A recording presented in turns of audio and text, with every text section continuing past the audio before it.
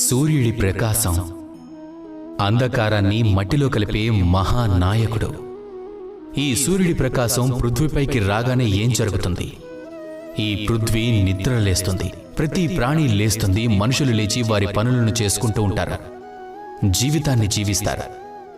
నిద్ర అనే మృత్యువు స్థితి నుంచి బయటకొచ్చి జీవితం జీవించడాన్ని నేర్చుకుంటారు. ఇదే సూర్యుని యొక్క ప్రకాశవంతమైన తేజస్సు. ఇప్పుడు ఈ సూర్యుడి నుంచి వచ్చే తేజస్సు ఏం చేస్తుంది? అది స్వయంగా మండుతుంది మనకు జీవితం ప్రసాదించడానికి. క్షణం ప్రతి క్షణం అది వేడిని భరిస్తుంది. అప్పుడే ఈ తేజస్సు మన వరకు చేరుకుంటుంది. ఇదే జీవిత సారాంశం.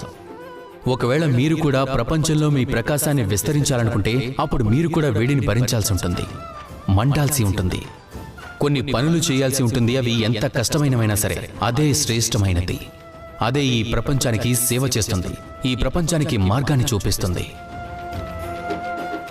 మన లోపలున్న తేజస్సును మేల్కొల్పాలి. అప్పుడే పాపపు అంధకారంలో నిద్రించే ఆ వ్యక్తులందరూ మేల్కొంటారు. ఆ వ్యక్తులందరికీ సహాయం చేయండి, వారిని ప్రేరేపించండి. ఎవరైతే సంతోషంగా ఉండాలనుకుంటారో, విజయాన్ని పొందలేని వారిని విజయం పొందేలాగా ప్రేరేపించండి.